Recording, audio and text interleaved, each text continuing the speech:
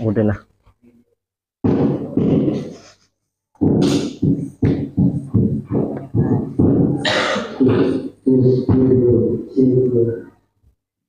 Apa wifi sini, bro?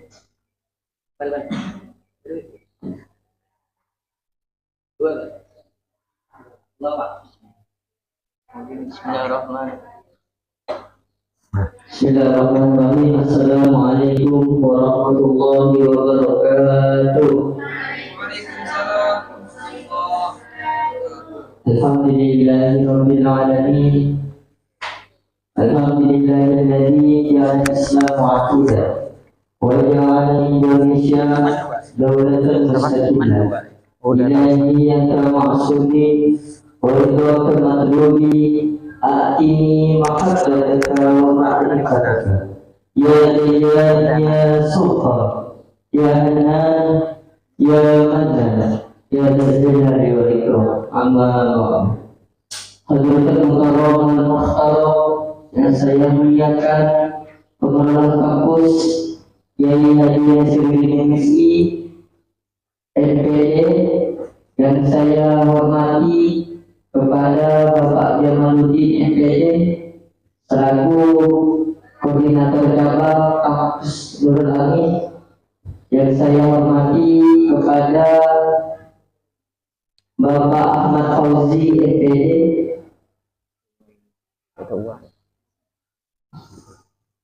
Saya selaku pembawa acara, sebelum kita membuka acara pada pagi hari ini, mari kita melaporkan kepada majelis.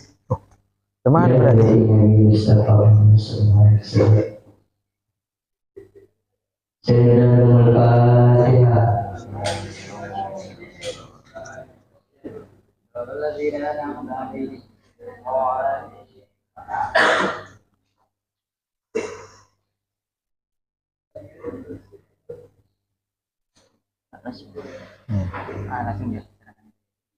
Saya serahkan langsung kepada Bapak Bimbi.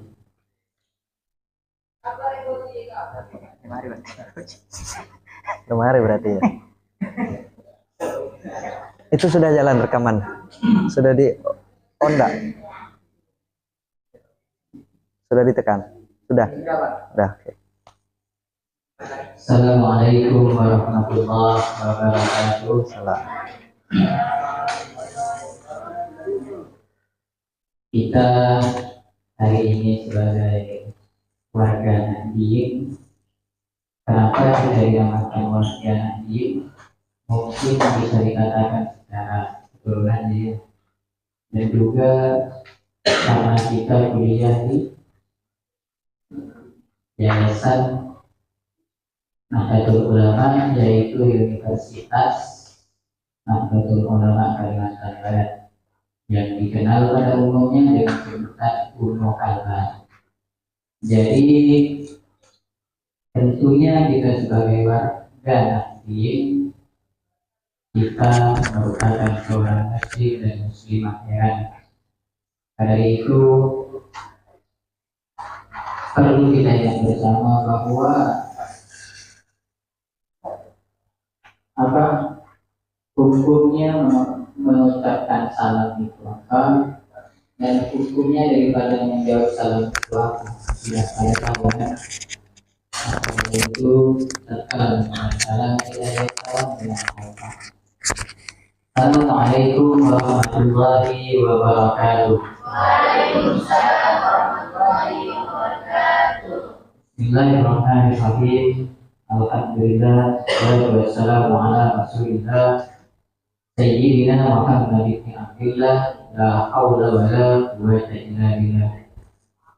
Amma ba'du, yang sama-sama kita hormati, yang sama-sama kita muliakan, Bunda kita bersama selaku pimpinan pondok pesantren Amin, sekaligus ketua pengelola daripada kampus Nurul Amin, yaitu Kiai Haji Nasiruddin MSI MPD, dan para ustadzah di lingkungan pesantren, dan juga yang sama-sama kita hormati yang duduk di samping saya,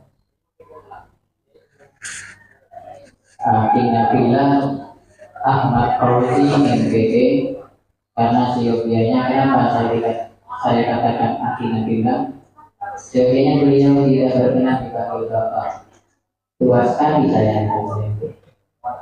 Ya, kenapa beliau menolak tua, tidak mau dikatakan tua? Karena masih hujan. Jadi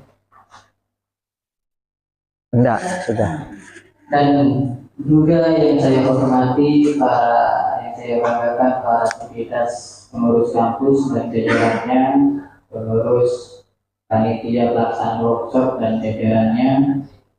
Alhamdulillah, patut kita bersyukur kepada Allah Subhanahu wa Ta'ala karena hari ini kita dapat berkumpul bersama, dapat duduk bersama dalam rangka kegiatan yang mungkin orang lain menganggap ini kegiatan sederhana dan sepele, namun menurut saya pribadi, kegiatan ini merupakan kegiatan yang memang luar biasa, yang bisa membantu dan mendukung kita ke depannya untuk proses perkuliahan kita, terlebih-lebih proses pada tugas-tugas yang kaitannya dengan keilmuan, yaitu sejenis karya tulis ilmiah, apapun itu bentuknya. Makanya hari ini kita akan agenda ini. Kedua kalinya sholawat beserta salam kita berikan kepada sampai kronis alam, sampai kronis dunia, yaitu Nabi Allah Muhammad Sallallahu Alaihi Wasallam. Dengan saya kalimat Allahumma sholli ala Muhammad, Allahumma sholli ala Sayyidina Muhammad. Pertama, saya ucapkan terima kasih kepada para rekan yang memfasilitasi ini, yang saya tembuskan waktu itu pada saudara Nopal. Alhamdulillah, 1 minggu kemudian berjalan agenda ini, yang sebelumnya akan diunturkan minggu depan lagi karena pematerinya ada halangan. Ternyata takdir Allah berkata lain. Beliau berkenan hadir pada kesempatan hari ini untuk mengisi workshop ini. Kenapa saya agendakan seperti ini?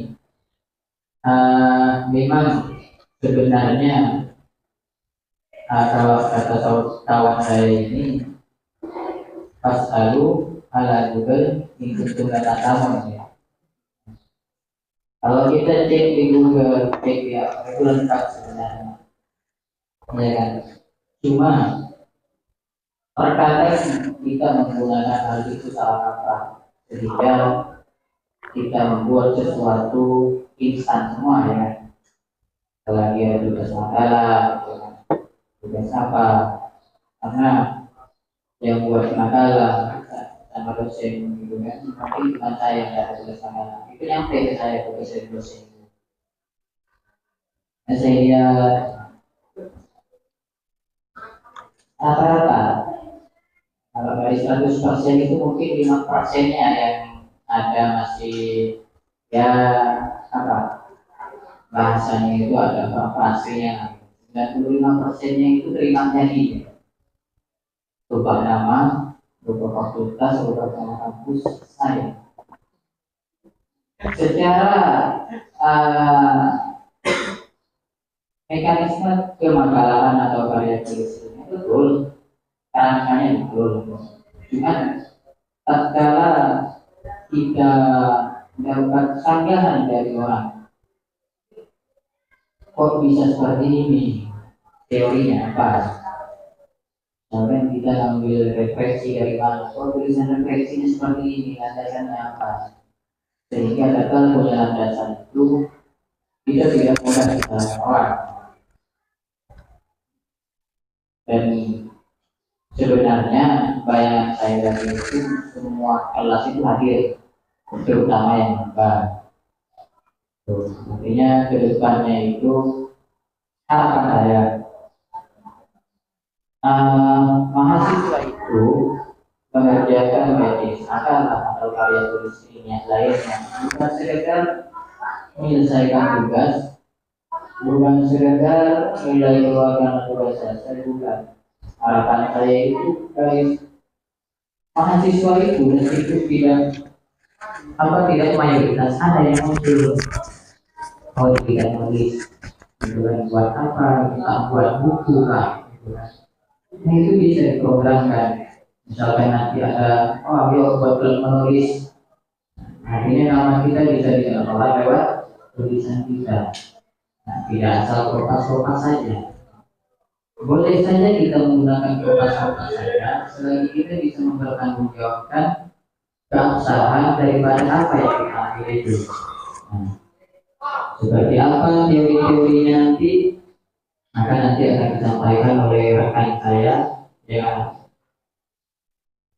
terkait nama sudah tahu, yaitu Ahmad Fauzi MTD, yang sama juga baru menyelesaikan studi magisternya di IAIN Pontianak, dan kebetulan program sarjananya dulu satu kelas ya, yang beda kelas hanya satu semester ya. Waktu itu ada perombakan kelas. Kenapa saya bawa beliau dulu? Ya, saya nggak sembarangan bawa orang lah. Ya. Selama 4 tahun dengan saya, memang andalan saya beliau. Sampai bukan hanya di Indonesia, sampai ke Malaysia dengan saya beliau andalan saya. Kalau ada serangan, beliau yang saya majukan. Kalau misalkan beliau tumbang, nah saya kan tidak lari ya. Gitu. Nah, sehingga perlu ketahui, silakan nanti kalau ada hal-hal yang perlu didiskusikan terkait itu, silakan. Nah, kalau nanti ada program-program yang bisa kita programkan, beliau siap jadi backing ataupun siap jadi mentor. Artinya tidak hanya terlepas di agenda ini, kalau memang itu memungkinkan kita lanjutkan di agenda-agenda lainnya nanti demi kemajuan kita dan program yang mungkin kita akan laksanakan nanti. Baik, materi kita hari ini yaitu Ahmad Fauzi. Beliau kelahiran Pontianak 11 Desember 1992, alamat Jalan Purnama. Tahu Jalan Purnama kan? Saya kebetulan studi program sarjananya di Pontianak di Fakultas Tarbiyah kejuruan jurusan pendidikan agama Islam. Untuk S2-nya sama, beliau masih konsentrasi di pendidikan agama Islam, dan mudah-mudahan kita doakan beliau bisa lanjut ke program selanjutnya, yaitu program doktoral sama, dan sehingga nantinya apa yang dilakukan beliau bisa dialihkan ke kita juga seperti itu. Dan kalau nanti salam ke kawan-kawan yang lain yang tidak hadir, bukan bisa diagendakan lagi nanti untuk yang tak hadir, karena apa ya? Penting. Ya, barang ini Penting. dianggap sepele karena barang sederhana, bisa jadi oleh sebagian orang. Karena menurut saya nanti yang berurusan dengan keilmuan karya tulis ilmiah ini, ya memang jantung kita pas kuliah menurut saya. Karena kalau sudah bobrok di situnya susah, terutama nanti pas bisa akhirnya untuk yang skripsinya, apalagi sekarang sudah beda dengan zaman kita dulu. Cara harus jurnal dia, nggak selesai jurnalnya nggak ada, iya. Oke, baik, untuk menyingkat waktu karena pukul sudah menunjukkan 9.25 yang seharusnya jam 8 kita start, sudah 1 jam setengah ya. Ya, waktu dan tempat saya pasrahkan seluas-luasnya ke beliau, saudara Ahmad Fauzi, kepada beliau waktu dan tempat dan aturan.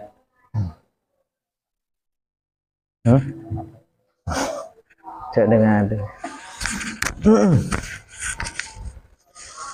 A'udzubillahi minasyaitonirrajim. Bismillahirrahmanirrahim.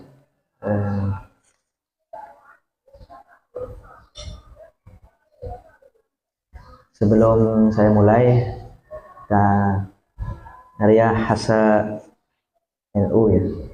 SNU Hasab MII ya, litabarruk kita tawassul para muassis, para alim, para ulama, para masyayikh, wabil khusus para pendiri Pondok Nurul Amin, kemudian para guru-guru kita, para muassis Nahdlatul Ulama ya, Hadratus Syekh Kiai Haji Hasyim Asy'ari, Mbak Bisri, Mbak Wahab, dan muassis PMII ya. Saya harus tahu ya, karena ini sahabat-sahabat PMII. Ya, salah satunya adalah sahabat Mahbub Junaidi dan seluruh muassisat. Mudah-mudahan apa yang kita kerjakan pada kesempatan kali ini menjadi upaya untuk melanjutkan salah satu di antara untuk melanjutkan perjuangan beliau para muassis ya. La hadhihi niyyah wa la kulli niyatin salih wa la hadratin Nabi Mustafa Muhammadin sallallahu alaihi wasallam. Al-Fatihah.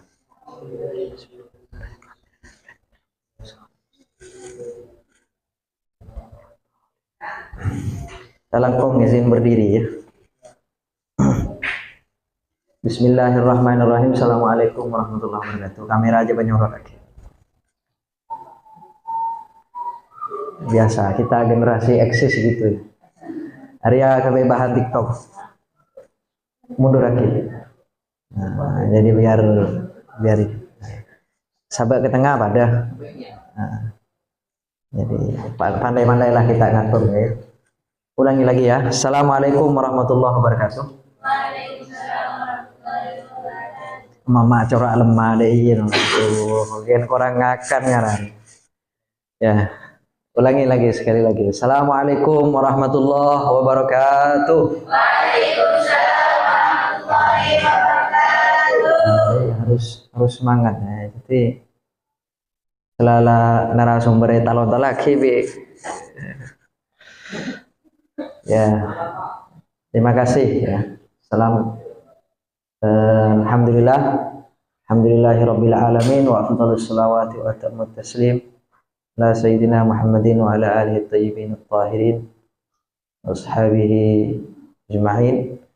Allahumma shalli ala sayyidina Muhammad al-fatih lima ughliq wal khatim lima sabaq nasiril haqqi bil haqqi wal hadi ila siratikal mustaqim sallallahu alaihi wa ala alihi wa sahbihi haqqa qadrihi wa daril azim.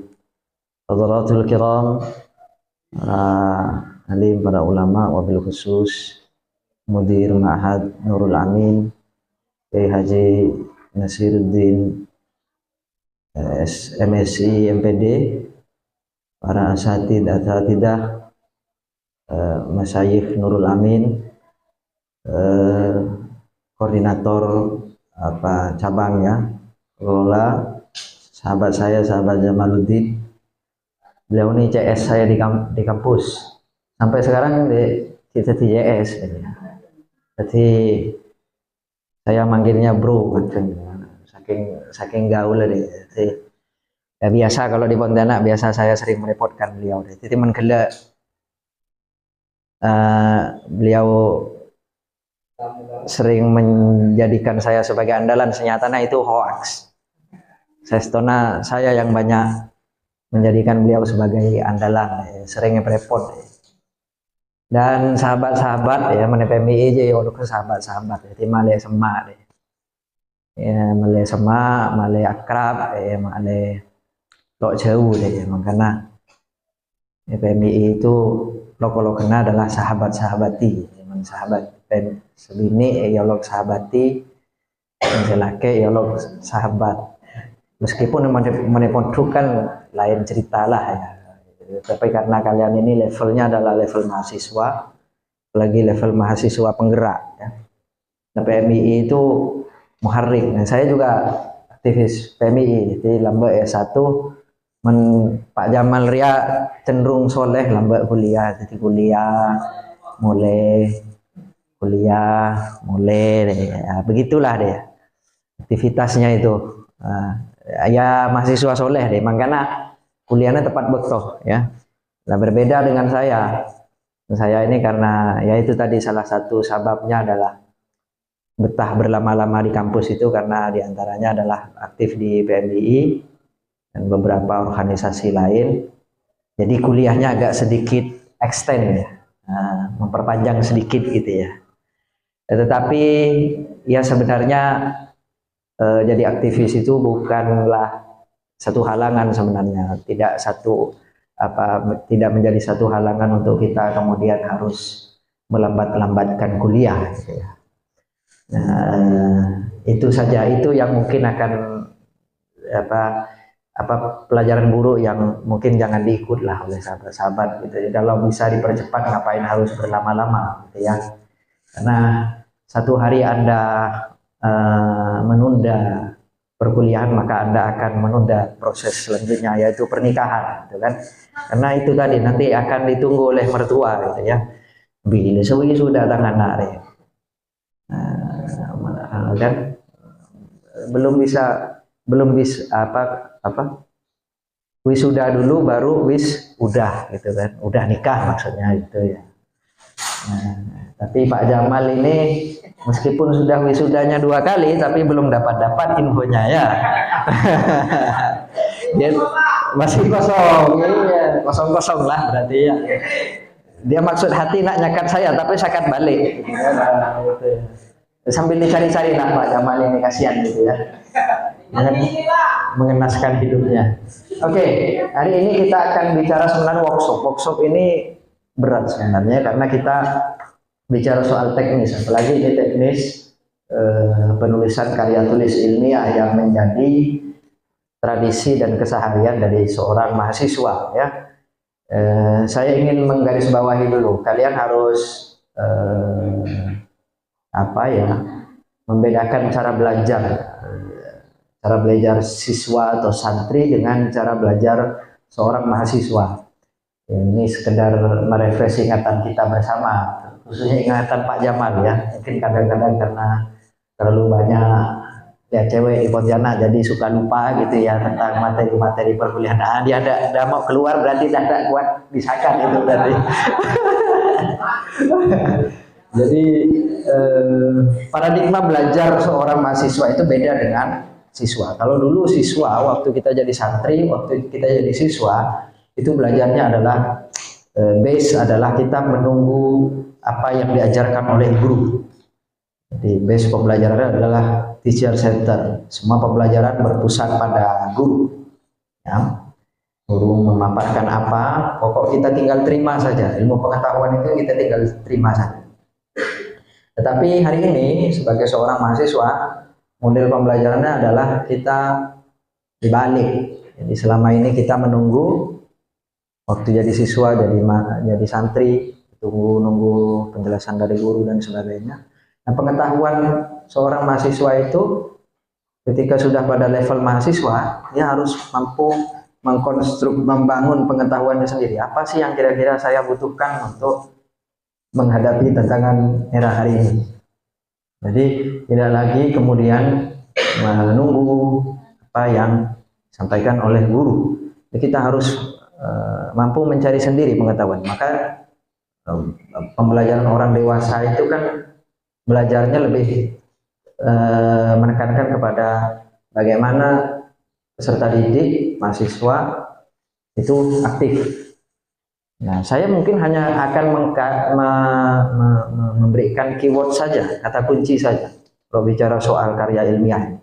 Karena yang paling ditekankan nanti adalah bagaimana kemudian kalian bisa mengkonstruk apa yang kemudian dari kunci-kunci yang tadi saya sampaikan itu, kemudian kalian pelajari, amati, praktekkan dalam proses pembelajaran kalian sehari-hari. Apalagi dalam bicara soal karya tulis ilmiah ini memang mau tak mau proses. Kita saja kadang-kadang yang sudah kadang-kadang sudah mahasiswa akhir, kalau sudah mengerjakan tugas apalagi banyak itu di era sekarang yang serba mudah tadi kata sahabat Jamal tadi kan.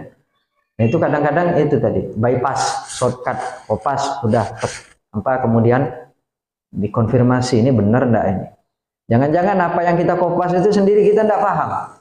Kenapa? Prosedur ini sudah salah. Gitu ya. Prosedurnya sudah salah. Maka kemudian saya bukan berarti menyalahkan praktek-praktek kopas itu, tetapi dikurangi gitu. Kalaupun harus mau buat dosa-dosa akademik itu dikurangi gitu. Kalaupun tidak bisa dihilangkan, minimal dikurangi dengan apa? Kita minimal tahu apa yang kita kopas, apa yang kita baca. Kemudian kita harus jujur. Makanya seorang insan akademik ketika dia mengungkapkan pendapat, dia itu harus jujur. Nanti akan dijelaskan itu kemudian di antara ciri-ciri karya tulis ilmiah itu salah satunya adalah objektif ya. Nah, nanti kita akan bahas. Nah, next. Ini karya tulis ilmiah. Ya. Jadi karya tulis ilmiah itu kalian bisa baca sendiri sih. Ya, intinya adalah sebuah karya yang dikonstruk, yang dikemas dalam konteks yang sistematis, ya, berisi dengan pembahasan-pembahasan mengenai satu topik, dikemas secara terstruktur dan sistematis dan sebagainya. Ini di antara definisi saja yang saya kutip dari Toto ya, Pak Toto. Next ya. Nah ini apa itu? Ini ada masalah dengan penglihatan. Nah, ini di antara tujuan karya tulis ilmiah. Nah, salah satu di antara tujuan karya tulis ilmiah itu adalah mentransfer pengetahuan. Ya, mentransfer pengetahuan, mentransfer pemahaman kita dengan masyarakat, dengan pembaca karya tulis. Ya, baik itu nanti berupa paper, berupa jurnal dan sebagainya, itu dengan kita mengemas ide atau wacana topik gitu ya dalam sebuah karya tulis ilmiah, lagi didasari dengan argumentasi logis. Nah, ide-ide kita itu kan nanti dibaca gitu kan, dibaca oleh banyak orang. Dan itu salah satunya adalah sebagai sarana transfer pengetahuan, transfer pemahaman. Selain itu juga ya tentu karya tulis ilmiah dalam rangka itu tadi biasanya pemenuhan tugas ya, tugas akhir, baik itu berupa makalah, ya, skripsi, tesis, disertasi maupun paper yang sifatnya jurnal. Makanya nanti akan ada jenis-jenis ini, nanti akan saya tunjukkan. Ya, biar kalian kenal lah sedikit-sedikit tentang jenis-jenis karya tulis ilmiah ya. Tidak hanya sekedar makalah saja. Walaupun sebenarnya nanti karya tulis ilmiah itu punya struktur umum, ya. Struktur umum. Dan sebagainya, nanti kalian bisa baca sendiri. Terus next. Nah, ini diantara prinsip ya yang harus kalian pahami tentang KTI. Pertama, harus objektif. Jadi jangan sampai karya tulis ilmiah itu isinya hanya berdasarkan asumsi-asumsi tak berdasar kita. Asumsi-asumsi tak berdasar itu paham ya? Arti maksudnya hanya sekedar perkiraan, prasangka kita saja, tanpa didasari oleh argumentasi yang jelas. Nah, itu tidak boleh karya tulis ilmiah. Itu namanya tidak ilmiah namanya. Hanya sekedar cuap-cuap saja. Ya. Hanya fiksi, mengada-ngada, tidak bisa dikonfirmasi. Nah, itu. Jadi karya tulis ilmiah itu harus objektif. Ya. Kemudian menggunakan bahasa atau yang bersifat rasional. Jadi harus didasari argumentasi yang logis, yang masuk akal, yang bisa diuji kebenarannya. Makanya kalau dalam karya tulis ilmiah itu kita harus menyertakan setidaknya teori ya, pendapat para ahli. Anda berpendapat bahwa Ahlussunnah wal Jamaah itu kelompok moderat misalnya. Itu didasarkan dari mana? Sebutlah nanti hadisnya apa, Qur'annya apa, dalilnya gimana. Itu salah satu contoh. Misalnya dalam bidang disiplin ilmu apa ya, ilmu politik misalnya ya. Negara kita menganut sistem trias politika, bagian kekuasaan. Oh, menurut teori siapa? Kutip nanti pandangan John Locke. Oh, John Locke memagi ini. Nah, itu dikutip itu. Disertakan. Jadi bukan hanya sekedar murni pandangan kita, karena sebelumnya sudah ada yang membahas itu. Maka nanti di karya tulis ilmiah tertentu, ya, seperti tesis, disertasi, dan skripsi itu, ketika kita membedah satu topik, tema, atau judul, itu kita harus benar-benar memastikan bahwa tema yang kita angkat itu benar-benar baru. Maka kita perlu melacak nih. Jangan-jangan sebelumnya sudah ada yang meneliti barang nih. Sudah ada yang membahas barang ini. Jangan sampai kemudian kita mengulang apa yang sudah dibahas oleh peneliti sebelumnya. Nah, akhirnya jadi mengulang. Kemudian memakai nalar induktif. Jadi kadang karya tulis ilmiah itu biasanya dimulai dari hal-hal yang sifatnya umum, baru ke khusus. Misal contoh, kita bicara soal moderasi beragama. Moderasi beragama di praktik apa? Moderasi beragama di Desa Nurul Amin misalnya. Implementasi moderasi beragama di Desa Kubu Padi misalnya, praktik. Bagaimana sih sebenarnya potret praktik atau implementasi moderasi beragama di Nurul Amin. Kita bisa mulai dari sesuatu yang umum, misalnya menggambarkan wilayah Indonesia secara umum, topografinya gimana, jumlah penduduk dengan keragaman suku, bangsa, agama, dan sebagainya. Baru kemudian masuk secara spesifik dalam konteks Nurul Amin seperti apa. Sehingga kenapa sih kita di Kubu Padi ini harus mengimplementasikan moderasi beragama, berdasarkan oh mungkin karena di sini jumlah komposisi penduduknya beragam, tidak hanya Muslim saja, tidak hanya Madura saja misalnya, tidak hanya Jawa saja, tetapi terdiri dari berbagai macam agama, suku, ras, golongan, gitu kan. Sehingga kemudian kehadiran pemahaman keagamaan, paradigma keagamaan yang moderat dan sebagainya itu penting. Itu artinya berangkat dari umum dulu ke khusus. Atau bisa jadi tadi berangkat dari fenomena-fenomena yang khusus gitu. Di balik paradigmanya bisa saja itu. Itu nalar yang disebut nalar induktif. Terus nih, nah ini jenis-jenis ya. Yang paling umum itu adalah artikel. Itu artikel itu bisa jurnal, bisa proceeding. Nanti saya akan cari info ya, maksudnya infokan bagaimana cara mencari artikel sebagai salah satu bahan untuk kalian membuat satu karya tulis ilmiah. Ini jenis pertama, artikel ilmiah, bisa terdiri dari jurnal ilmiah, tergantung disiplin ilmu. Biasanya masing-masing kampus itu punya jurnal ilmiahnya masing-masing. Prodi, misalnya kalian buka misalnya Unusia Jakarta tuh Universitas Nahdlatul Ulama Indonesia Jakarta.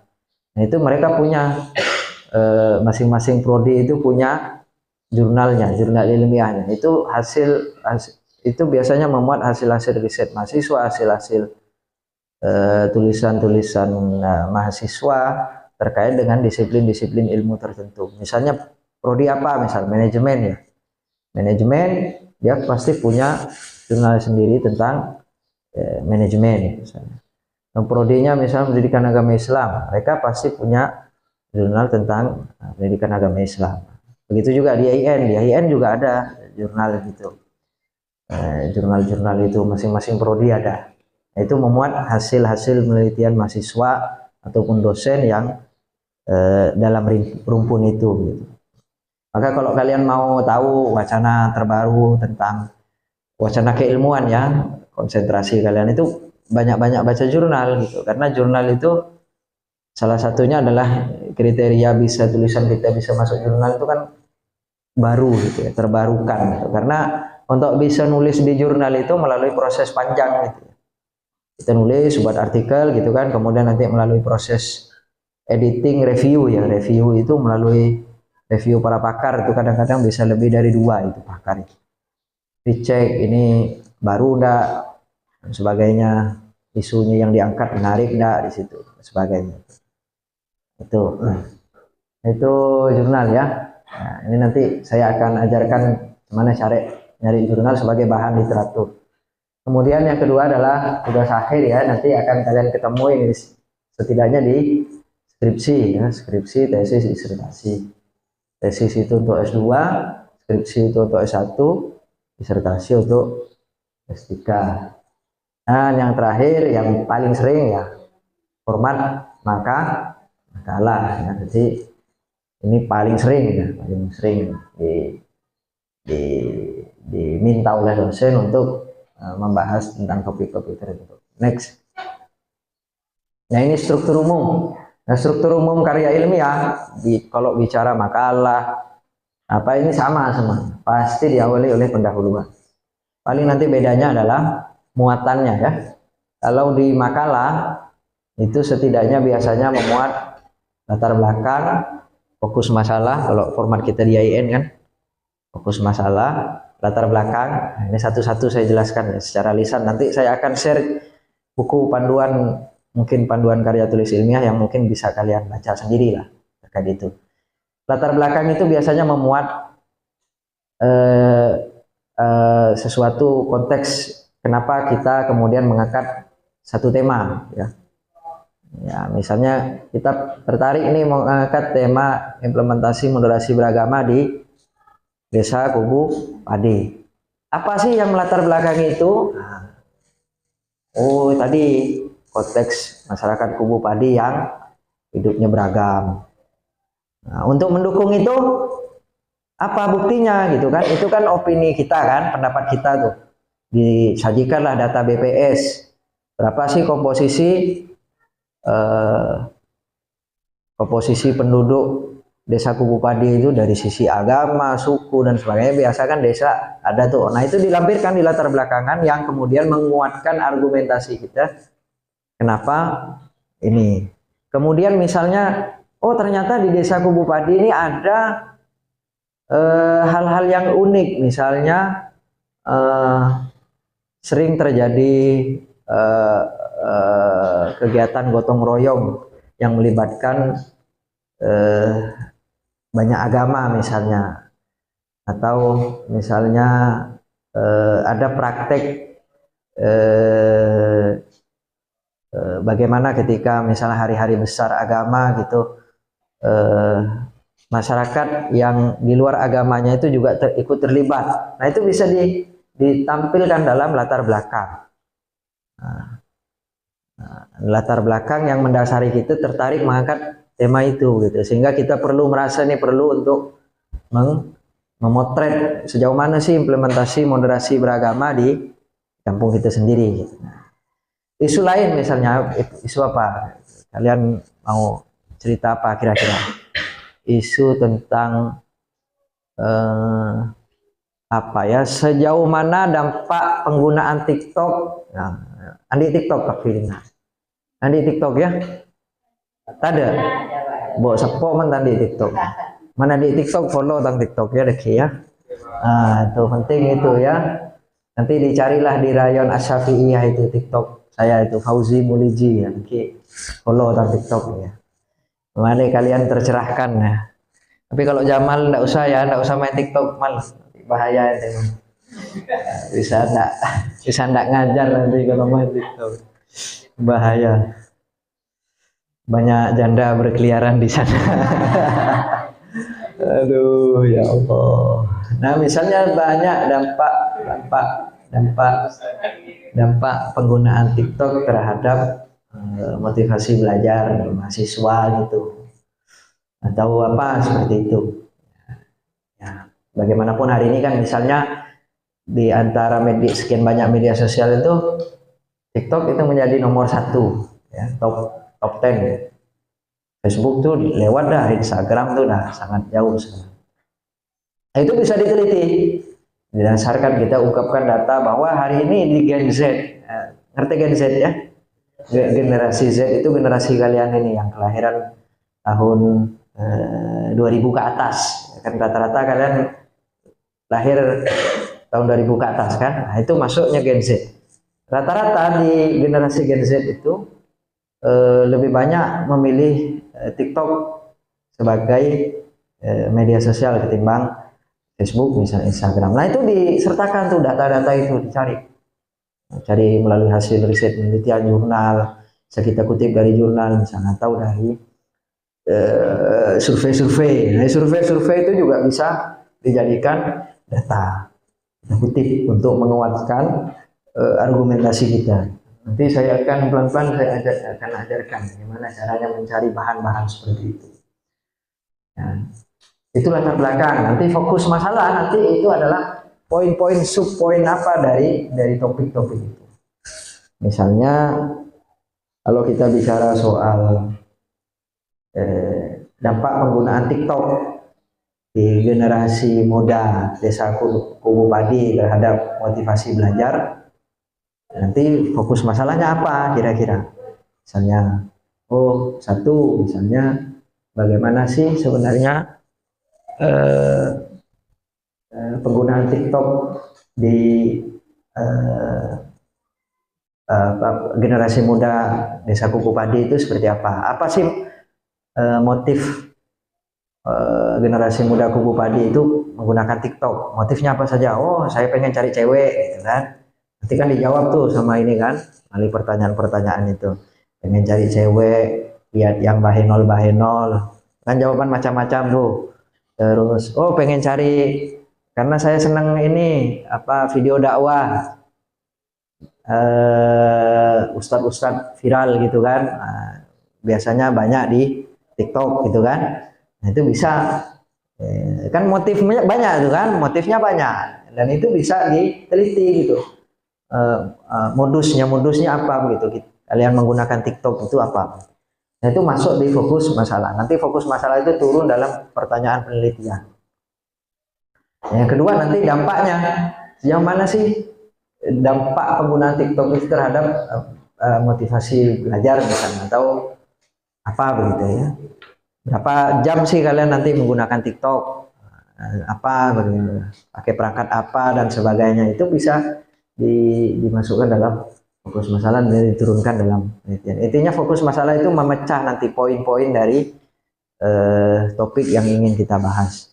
Fokus masalah itu bisa 2, bisa 3 tergantung kebutuhan. Kemudian tujuan penelitian dan manfaat. Itu kalau makalah ya, kalau makalah penelitian.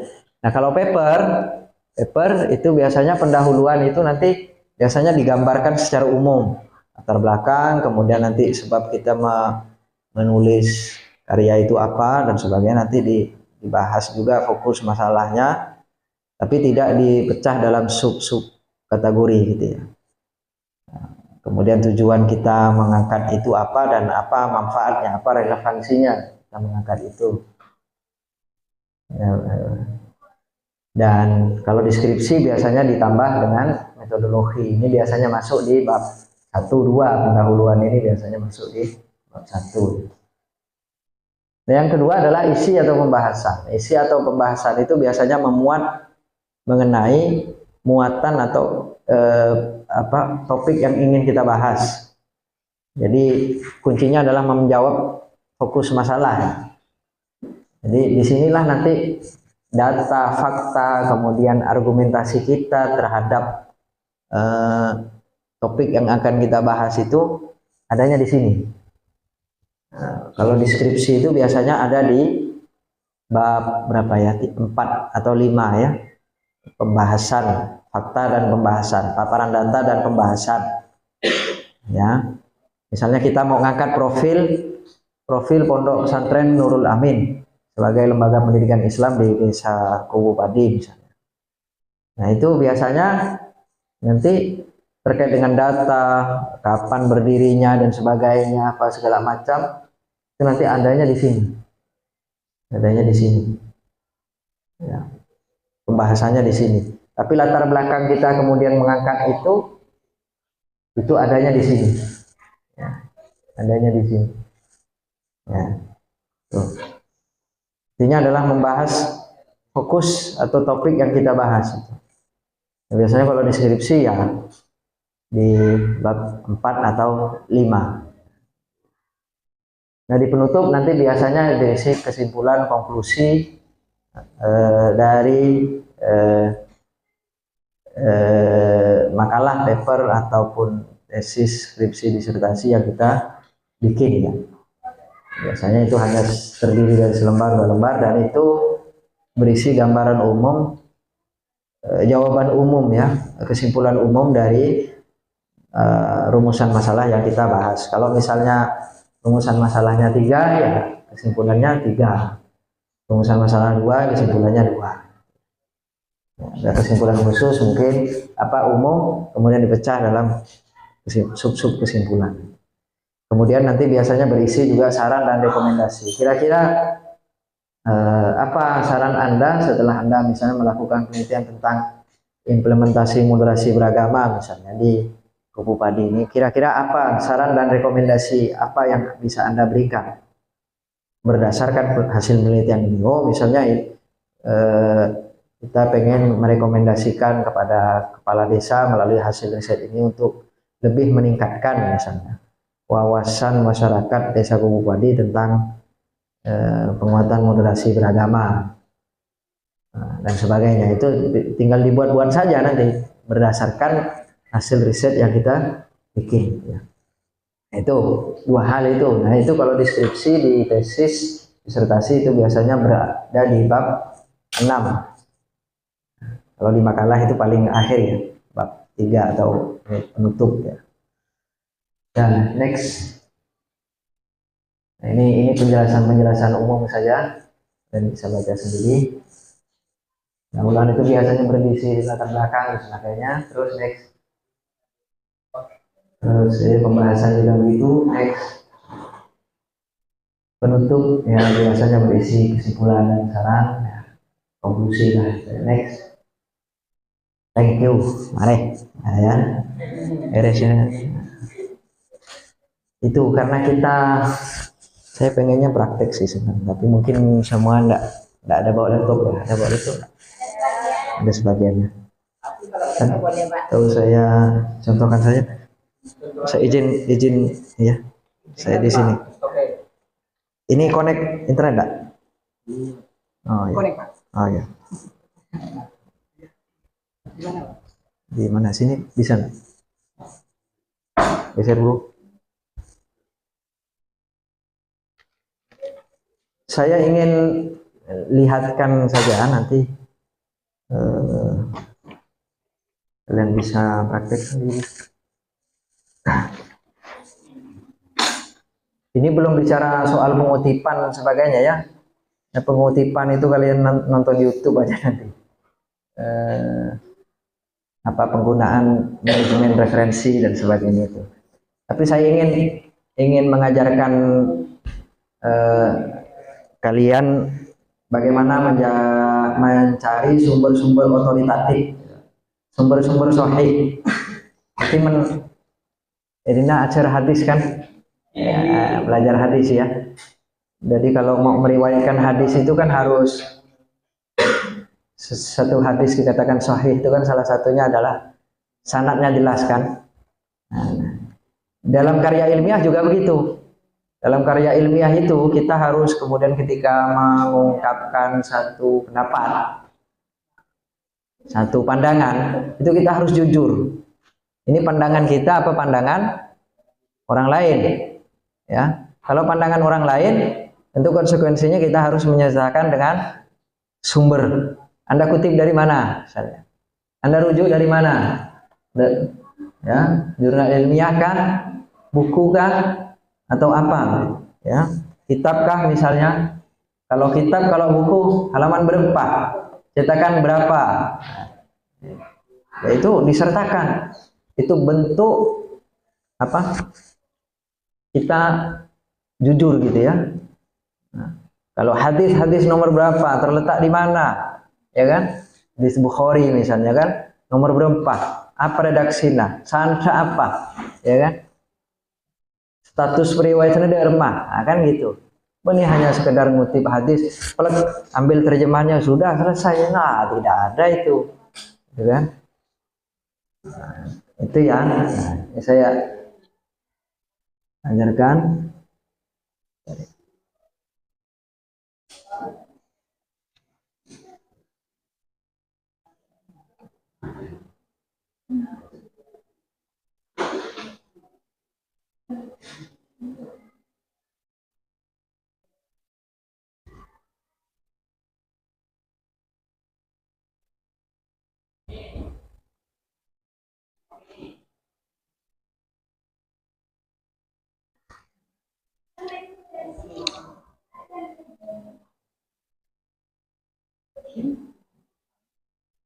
Mana Chrome-nya nih?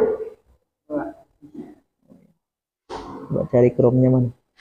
Ada Chrome nggak di sini?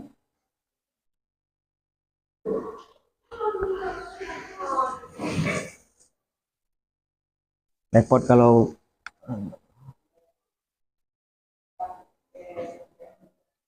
ini bebas saja ya. Nah ini, kalau mau cari jurnal itu kalian jangan cari di Google biasa, tapi diketik di Google Cendekia namanya ya. Data yang dia Pak. Oh ya, enggak tadi. Bentar.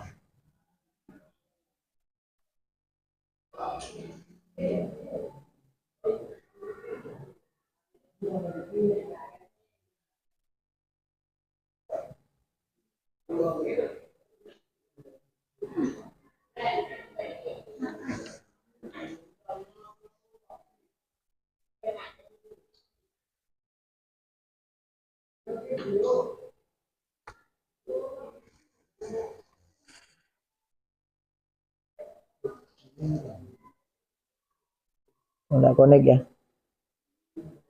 Coba, enggak connect.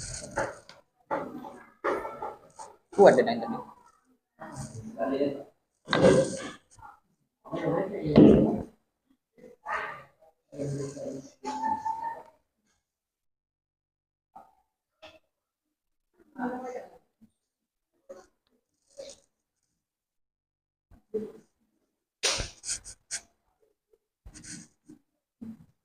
Nah, jadi Google Cendekia kalau ada HP bisa buka di HP. Jadi kalian mau ketik tema apa misalnya tentang moderasi beragama di desa gitu ya. Itu kalian ketik saja di Google Cendekia situ. Nah, itu ada. Ya. Jangan di Google biasa. Kalau di Google biasa nanti nyasar ke rawa-rawa ya, nyasar ke blogspot apa segala macam. Itu belum tentu otoritatif. Tapi kalau di Google Cendekia itu nyasarnya paling ke jurnal atau ke buku gitu ya, karena memang di situ khusus untuk pencarian khusus untuk artikel-artikel ilmiah, yaitu berupa buku, jurnal ataupun prosedur. Ya, itu. Nah, referensi apa saja yang dikatakan otoritatif ya? Otoritatif itu maksudnya sahih gitu ya. Referensi pertama adalah tentu jurnal ilmiah, ya, jurnal ilmiah.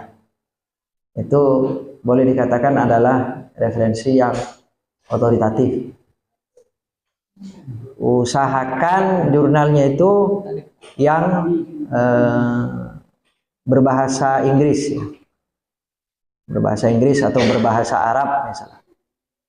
Makanya kalian ini kalau mau luas bacaannya itu ya mau tidak mau, suka tidak suka, hari ini harus belajar bahasa asing ya, Inggris atau Arab. Mudah kok sekarang belajar bahasa Arab, bahasa Inggris itu mudah. Lagi dengan alat sekarang yang sangat sederhana gitu ya.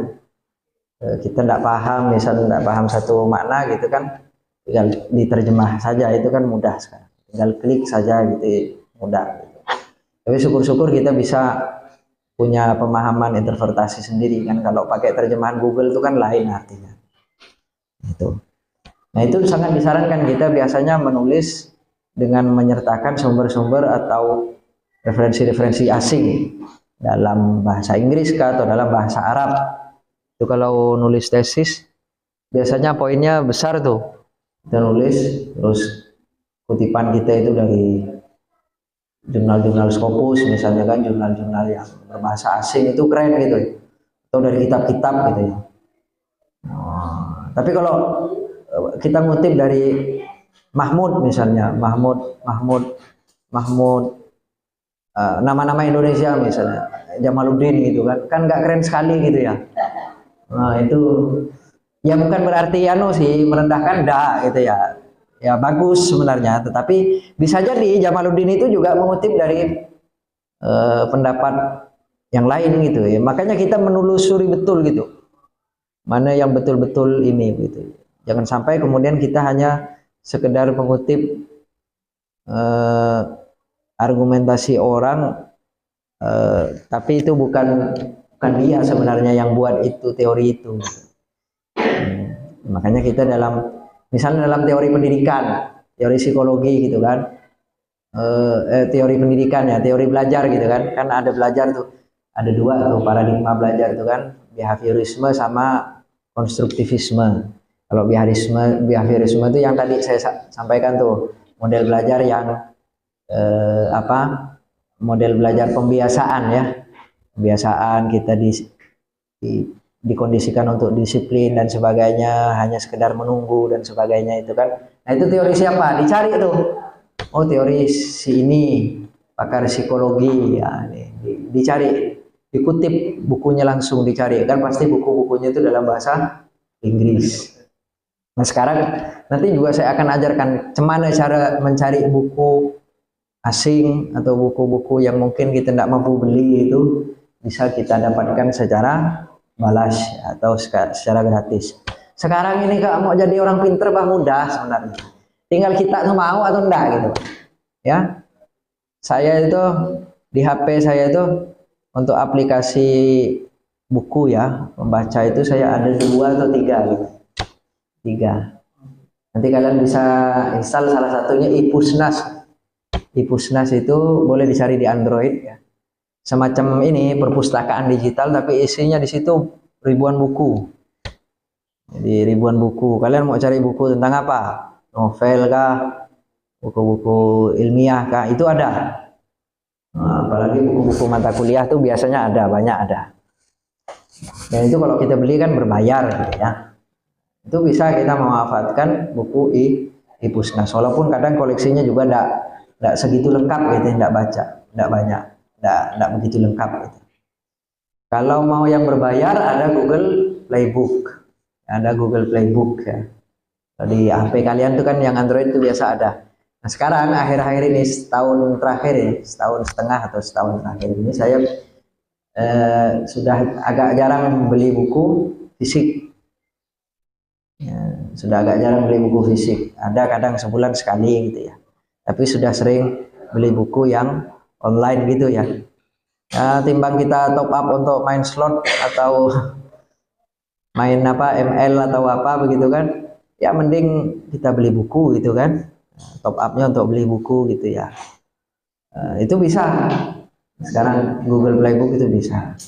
Kadang biasa saya beli 1 atau 2 buku gitu, apalagi buku-buku yang kadang-kadang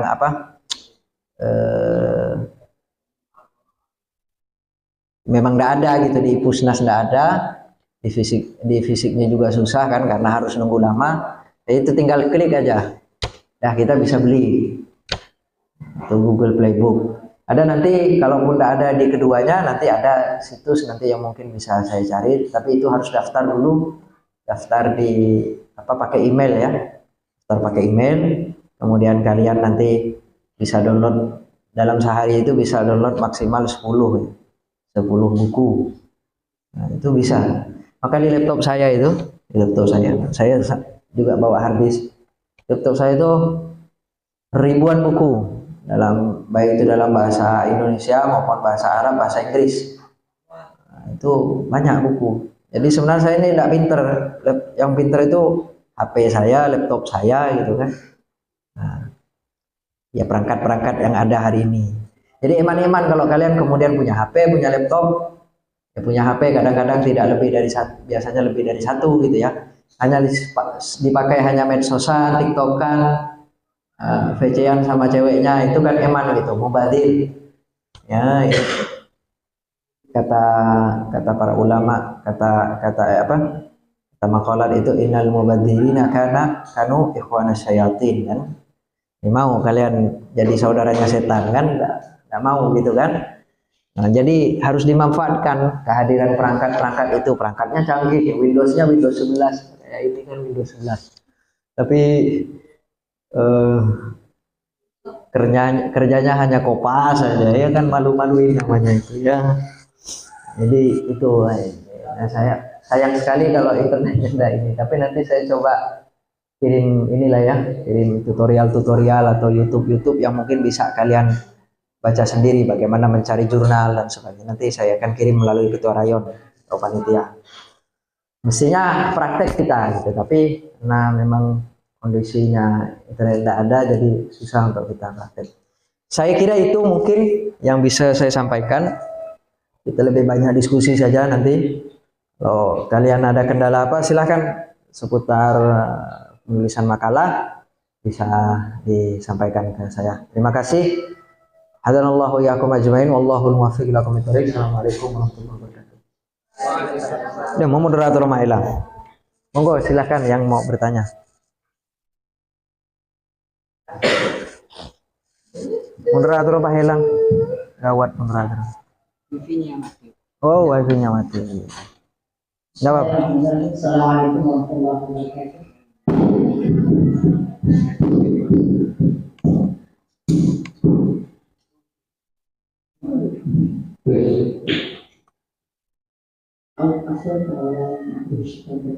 Ayo. Ayo. Fauzi, Hmm. Ismaili ya manfaatnya. Ayo. Sulaiman Ustaz. Ayo. Ada Anwar di Iya. Nasional Bawah Sekitar. Masya Allah. Ada Yasemin di Hadis di. Ayo. Zen. Sebentar dari pertanyaan yang pertama tadi. Sebetulnya dari Ustaz membahas tentang kalau kita ingin tahu dengan keadaan suatu hadis, suatu hasan atau topik, tentunya kita harus tahu sumbernya dari mana saja, sanadnya dari mana, juga perawinya dari mana. Mungkin juga dengan makalah harus tahu sumbernya dari mana, jangan asal kopas seperti itu saja. Jadi pertanyaan saya itu sering buka namanya Google Scholar atau di Google sendiri itu. Jadi pertanyaan saya ketika saya buka dari beberapa jurnal itu terdapat banyak sekali dengan beberapa bahasa Indonesia. Tentunya untuk kita memahami semuanya itu bagi khususnya dari kembali yang bahasa Inggrisnya terbata-bata atau fakir dengan bahasa Inggris, tentunya sangat kesulitan. Jadi untuk memahami tulisan di jurnal tersebut, bagaimana Ustaz? Akan kita harus memblok langsung kita di Google Translate supaya tahu maknanya. Oh, tipsnya cara membaca cepat ya. Oke. Zen. Oke. Insyaallah. Allah. Terus yang lain. Dua.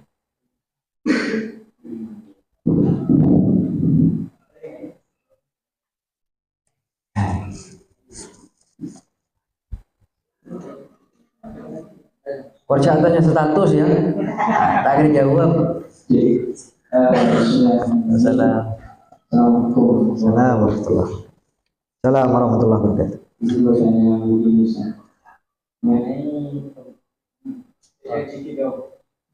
Mengenai pembuatan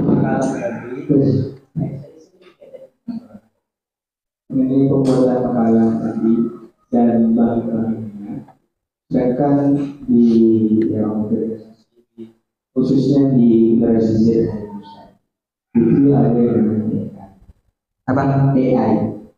Oh ya. Yang kita kenal lebih ChatGPT dan untuk tidak terdeteksinya kopasan tersebut, kita gunakan AI juga dengan video. Jadi apakah bahan tersebut itu bisa kita gunakan? dari AI. Oke, ya. Makasih bisa ditangkap dulu. Oke, kita respon dulu ya dua penanya. Siapa nyaman? Susmak. Sismak. Iqbal. Tapi pakai bahasa Amiyah ya. Aja pakai apa? Susmak dia bahasa Palestina. Karena kita senang ya. Kan mais muka kan. Ya biasa. Tapi saya sekarang hobi belajar bahasa Arab Amiyah di Instagram itu kan ada tuh, di TikTok juga ada. Jadi lagi gandrung-gandrungnya gitu. Nah, saya respon dulu pertanyaan yang pertama tadi. Cara cepat membaca jurnal. Jurnal itu kan ada abstrak ya, ada abstrak. Nah, abstrak itulah yang memuat setidaknya pembahasan umum atau kesimpulan dari jurnal itu. Baca itu saja sudah cukup. Kalau saya biasanya baca abstrak kemudian baca kesimpulan, langsung lompat. Nah, baca abstrak, buka dulu abstraknya, ya kan? Terus kita tahu nih latar belakangnya apa, terus fokus penelitiannya apa, terus isinya apa, poinnya apa, gitu kan? Habis itu kalau kita tidak puas, lompat langsung ke kesimpulan. Tidak puas lagi, baru kita kemudian baca isinya ya. Itu cara cepatnya, ya. Cara cepatnya ya. Jadi tidak kemudian satu jurnalnya dikopas kemudian ditranslate, enggak. Ambil abstraknya saja. Ada corak bingung. Ambil lagi kesimpulan. Nah, dari dua itu masalah kita tidak paham gitu kan. Bodoh benar gitu, Pak. Gitu. Nah, tapi kalau masih tidak paham, tidak yakin apa benar ya kesimpulannya kayak gini, nah, dicek nanti di bagian discussion atau isi ya, atau pembahasan. Itu tipsnya.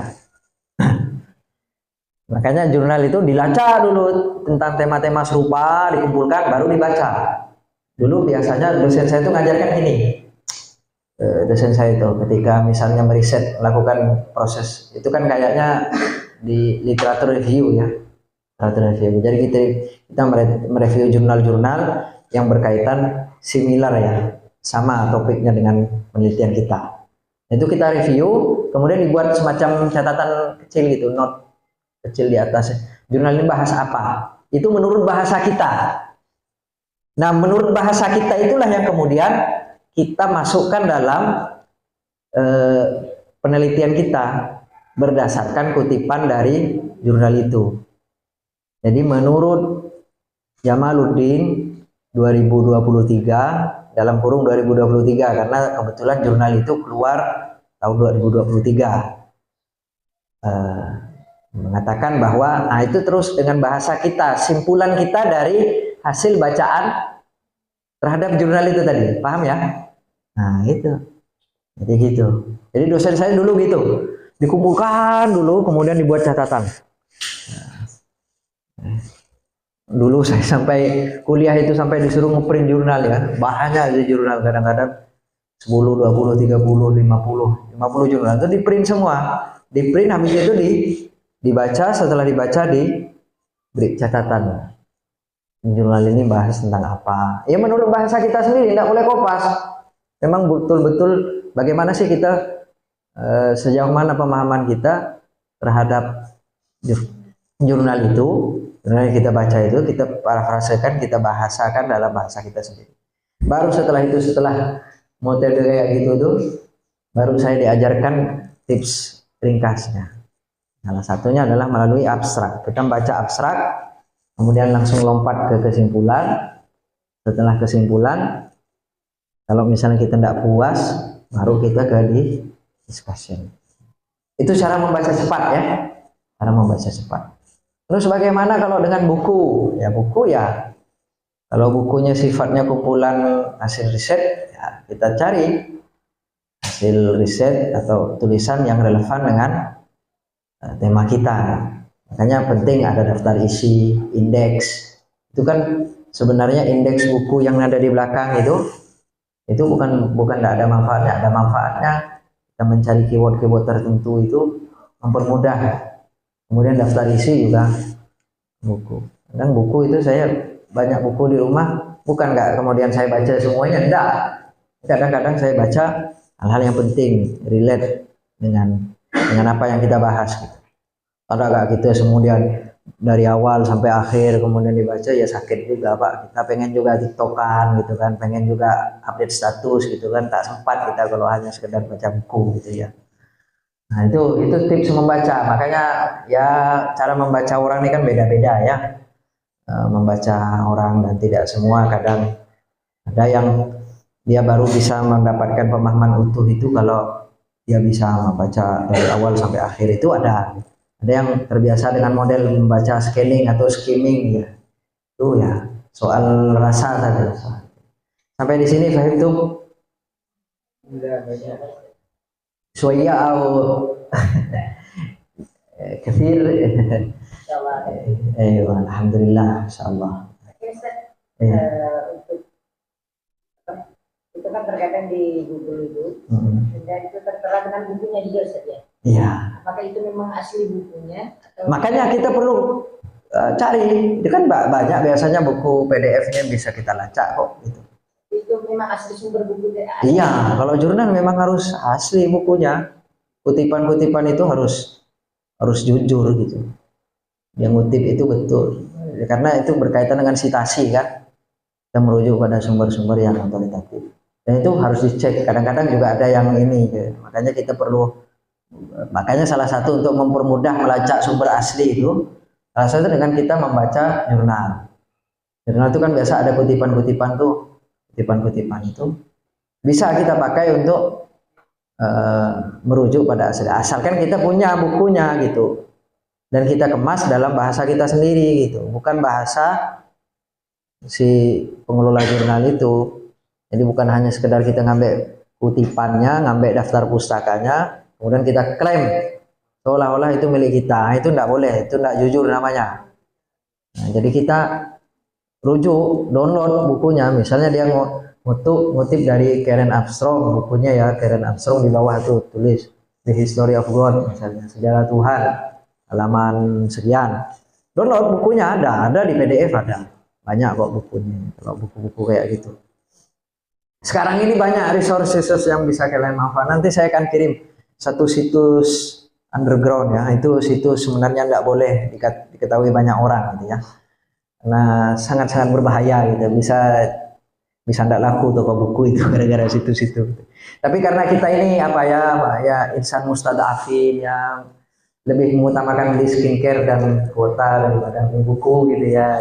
Bisa diprivasi, bisa dimaklumi lah, dimafu. Kira-kira gitu ya. Karena saya juga mempraktekkan itu gitu ya. Saya kalau lagi miskin-miskinnya nyari di situ. Gitu. Tapi ya usahakan beli buku. Gitu. Makanya sekarang karena ada Google Playbook, biasanya saya banyak beli buku di situ. Nah, itu ya. Itu ya. Kelas. Kasih sekarang. Oke, yang kedua tadi apa ya? Lupa saya. AI. Aduh. Ini gimana jawabnya? Biasanya sering dipakai untuk memparafrase. Ya, kita kadang malas memparafrase. Dimasukkanlah komen prompt tertentu. Prompt itu perintah ya. Perintah tertentu. Tolong parafrasekan teks ini, gitu kan. Jadi biar AI yang kerjakan semua. Ya sebenarnya gimana ya, mau saya haramkan juga repot gitu kan. Tapi ya masa kita ini kan manusia gitu ya. Manusia masa kemudian lebih menyerahkan sesuatu buah pikiran kita itu kepada AI gitu ya. Itu saja sih sebenarnya, lebih kepada kalau sudah AI itu kan artinya kita lebih percaya robot gitu ya, ketimbang pikiran kita sendiri. Ya sebenarnya secara etis tidak dibenarkan. Usahakan kita memparafrasekan teks apa segala macam itu ya, gunakanlah bahasa kita sendiri. Nah, yang nama menulis ini kan memang proses belajar. Penulis-penulis hebat itu mereka itu melalui proses belajar yang ketat gitu. Enggak bisa kemudian Anda kemudian pulang dari workshop ini terus jadi penulis hebat kayak Cak Nur, kayak Gus Dur misalnya, kayak Buya Syafiq Ma'arif atau Khalid Majid, siapalah tokoh-tokoh hebat yang rajin menulis makalah, rajin menulis opini dan sebagainya. Enggak. Tapi dimulai dari yang amburadul itu enggak jelas-jelas itu. Tapi karena melalui proses koreksi, perbaikan, oh ini. Nah itu semakin baik. Itu juga saya dulu buat tugas kuliah tuh enggak langsung kemudian sempurna gitu. Ya sama polanya juga, kopas-kopas juga gitu. Dulunya awalnya. Tapi semenjak dapat pencerahan, ya petunjuk lah, hidayah, oh ternyata praktek kayak gini salah, gitu. Nggak bagus, gitu. Ada praktek yang lebih baik, gitu, ya, lebih sahih, sesuai dengan syariat karya tulis ilmiah. Ini mengutip dengan cara yang benar, yang baik dan benar. Ini kita belum masuk dengan bagaimana cara mengutip yang baik dan benar. Ada kalimat langsung, kalimat tak langsung, gitu kan? Bagaimana cara mengutip, ada footnote, endnote dan sebagainya. Itu nanti saya kirim YouTube aja lah. Itu gampang lah itu kali. Sekarang itu mudah pembelajaran, makanya saya bilang, saya hanya memberikan keywordnya saja, kuncinya saja. Selebihnya kalian cari sendiri sesuai dengan kebutuhan masing-masing. Ya, buat apa juga saya kemudian berbuih-buih memaparkan sampai sak dalam-dalamnya ternyata kalian juga tidak butuh gitu kan. Nah, itu repot juga gitu. Artinya saya menghabiskan umur saya gitu kan. Jadi lebih baik saya berikan kuncinya saja. Karena kalian kan udah tua semua, maksudnya sudah jadi mahasiswa. Namanya mahasiswa itu af'alut tafdhil ya. Kalau dalam bahasa nahwu itu maha itu kan itu sudah puncak tertinggi gitu kan. Insan tertinggi seorang pembelajar gitu. Jadi harus ya paradigma belajarnya ya harus berubah lah gitu. Mau disuap terus ya, mau aculeng terus ya, namanya manja namanya. Jadi saya cukup buat kuncinya saja. Ini begini. Dan selebihnya kalian cari sendiri. Nanti saya akan tunjukkan apa di YouTube mungkin beberapa tutorial yang mungkin bisa kalian pahami sendiri, pelajari sendiri. Dan kalau bisa dipraktekkan. Praktekkan dalam membuat makalah. Kalau sebelum-sebelumnya makalah, buat tugas akhir dan sebagainya kopas 100% ya dikurangilah 50% gitu. Minimal membuat latar belakang itu sudah agak kopas benar gitu. Soal isi masih kopas ya monggo enggak apa-apa, tapi sudah ada niat untuk kemudian berubah gitu ya. Daripada enggak berubah kan repot. Terus ya. Monggo, yang lain silakan ya. Cukup ya. Siapa? Iqbal ya. Oke. Yang lain monggo silakan.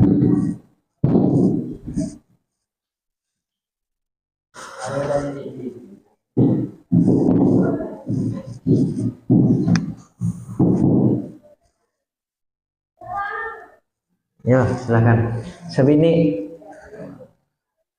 yang perempuan. Ini kan udah belajar gender kok. Masa Ki? Gendernya bukan Pak. Oh, gendernya kurang. Yuk, silakan. Ini rata-rata semester berapa? 3 Pak. 3 sama 1. Ada 1 juga, tapi enggak banyak 3 ya? Yang kebanyakan 1. Oh, banyak 1. Oke. Banyak telur. Kok tak tahu lah, terserah kalian lah. Banyak telur apa banyak tuh? Ya, silakan. Ya. Mic. Kamera tuh diputar biar masuk.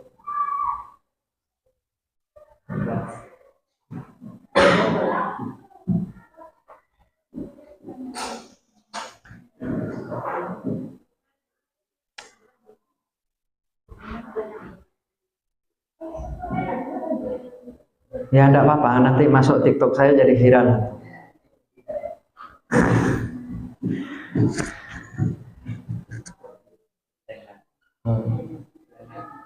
Sila.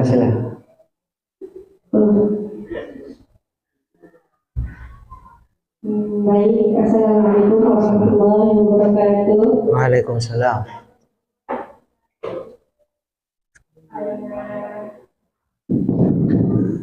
Okay, sir. Introduction for myself. My name is Nora Sakasan. I'm from Pontianak City, Adalah Siti Tanjung. Mubo Tanjung ya. Okay, sir. So my question here. Baiknya sejauh kami teman-teman kami perwakilan dari teman-teman saya, sir, ingin bertanya tentang sebuah makalah. Maksudnya tuh di sini kan kami banyak yang salah tentang pembuatan makalah itu ya, sir. Jadi kami tuh pengen kayak diurutkan yang benar, kayak spasinya itu berapa, sir, kayak Ketentuan teknis. urutannya. Oke, ketentuan teknis. Iya, sir. Ya, sip. Baik. Thank you, sir. Baik. Wassalamualaikum warahmatullahi wabarakatuh. Saya nggak tahu ya, mestinya biasanya kampus tuh ada panduan, tapi biasanya masing-masing dosen itu punya ketentuannya masing-masing. Tapi secara umum begini, kalau makalah itu biasanya ukuran kertas setidaknya A4 ya. A4 kemudian 4433 ya. Setting anunya itu ya. Setting margin ya. 4433 kemudian spasi 1,5 itu standar. Kemudian nanti susunan itu kalau makalah biasanya bab kata pengantar ya kan, kata pengantar, daftar isi itu cari aja di YouTube bagaimana cara buat daftar isi yang mudah gitu ya, itu banyak tutorialnya, jangan diketik satu-satu terus titik itu bodoh namanya tuh, itu kan ada cara sih. Saya sengaja gitu kan biar kalian semangat ya, jadi jangan tersinggung ya. Nah, karena sekarang banyak mudah gitu. Karena saya dulu juga pakai cara bodoh juga gitu, buat daftar isi itu manual diketik satu-satu. Ya, ternyata ada cara mudahnya. Ada cara mudahnya. Jadi satu kali klik saja itu langsung muncul. Asalkan pengaturannya jelas. Gitu. Kemudian nanti bab 1 pendahuluan tadi. Pendahuluan nanti isinya latar belakang. Kalau di IAIN tuh standar IAIN biasanya ada latar belakang. Kemudian rumusan masalah atau fokus masalah, tulisan tujuan penelitian, tujuan manfaat. Isinya 4 biasanya. 4. Ya. Itu bab 1. Nah, bab 2 nanti baru masuk pembahasan. Nah, pembahasan itu nanti isinya apa? Subbahasan 1, subbahasan 2, subbahasan 3, tergantung fokus. Kalau fokusnya ada 3 lah dia. Fokusnya ada 10 lah dia gitu kan. Misal tentang kalian mau bahas tentang di sini ada mata kuliah ini enggak? Keaswajaan. Ada. Misalnya membahas tentang sejarah NU ya, sejarah NU misalnya. Itu kan pasti ada sub fokusnya tuh. Nah, itu dibahas dalam fokus masalah. Misalnya 1 ingin mendeskripsikan sejarah NU, sejarah pendirian Nahdlatul Ulama misalnya. Kedua pertama mendeskripsikan latar belakang lahirnya NU. Kedua mendeskripsikan tokoh-tokoh yang berperan aktif dalam lahirnya NU. Ketiga mendeskripsikan kronologi lahirnya NU. Terus 4 terus itu berangkat dari tadi topik besarnya apa? Sejarah NU gitu. Nah, itu dibahas, dipecah dalam subfokus. Nah, nanti di pembahasan itu fokus yang 4, 5 atau 6 tadi itu dipecah dalam topik-topik, subtopik. Misalnya tadi kalau di fokus pertama kita minta untuk mendeskripsikan latar belakang lahirnya NU, berarti nanti di pembahasan di 1 ditulis di subjudulnya itu latar belakang lahirnya NU. Nah, itu. Kedua, misalnya tokoh-tokoh yang berperan aktif dan lahirnya NU. Ketiga, sesuai dengan fokus tadi. Itu ya 3 pembahasan. Nah, yang keempat nanti penutup. Nah, penutup itu biasanya memuat 2 sub ya, kesimpulan dan saran ya, atau rekomendasi ya, kesimpulan dan saran atau rekomendasi. Itu kalau makalah, itu ketentuan umum. Saya kira di sini sama kayaknya ya. Polanya sama kayak IAIN kan makalahnya. Model makalah IAIN kan gitu, 3 bab itu kan. Pendahuluan, pembahasan, nutup. Sama pakai body note juga. Nah, itu perlu disampaikan. Model-modelnya. Nah, itu nanti mestinya itulah kalau internetnya, karena saya enggak bawa ini ya, enggak bawa contoh ya. Tapi sebenarnya lebih enak pakai, tapi enggak ada ketentuan langsung ya dari ini. Kalau di pusat gimana? Biasanya cenderung apa, kutipan-pengutipan tuh pakai body note atau footnote? Sebenarnya enak footnote gitu ya. Enak footnote, catatan kaki itu lebih enak kita ngelihatnya. Kalau di body note tuh susah kita ini kan, harus bolak-balik lihat belakang gitu ya, daftar pustaka. Kalau footnote tuh enak gitu kita ngelihatnya. Dan itu ada cara otomatisnya lagi. Sebenarnya yang disebut dengan manajemen referensi, nanti ngaji khusus lah, Rogan khusus sama Pak Ustadznya ini, Pak Ustadz Jamal ini gitu ya.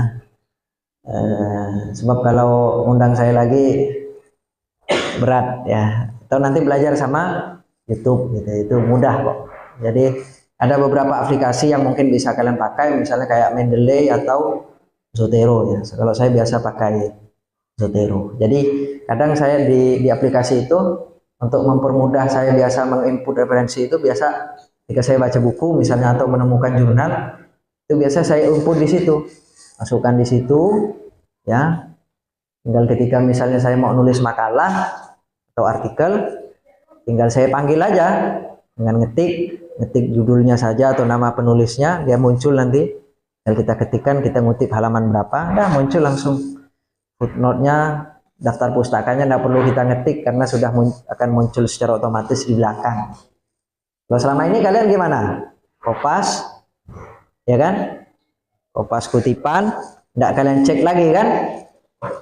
Ada nggak kutipan itu kemudian di daftar pustaka kan? Pasti kadang-kadang itu sering terjadi di banyak-banyak tempat itu.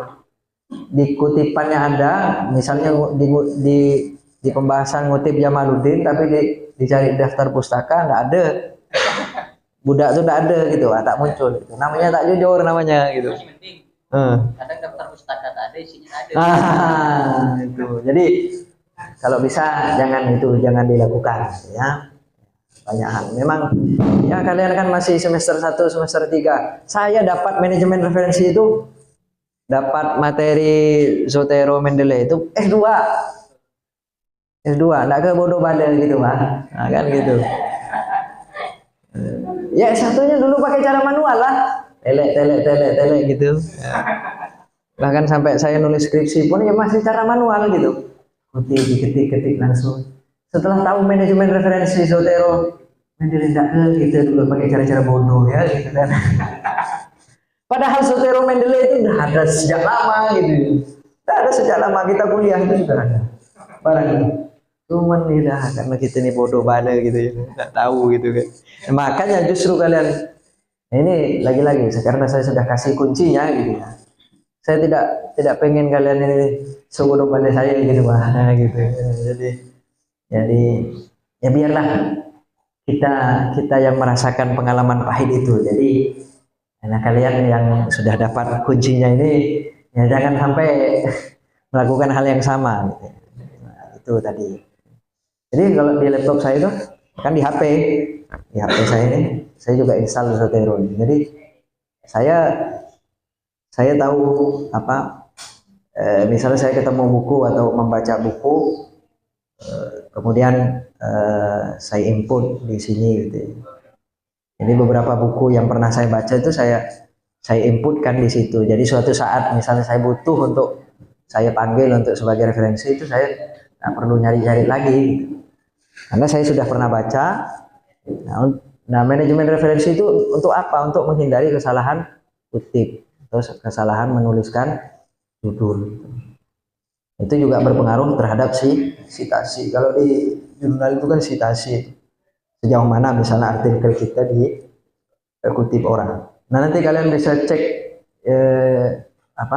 karya tulis ilmiah saya di Google Scholar itu, walaupun tidak seberapa ya Mas ya, mungkin tidak sebanyak ente lah.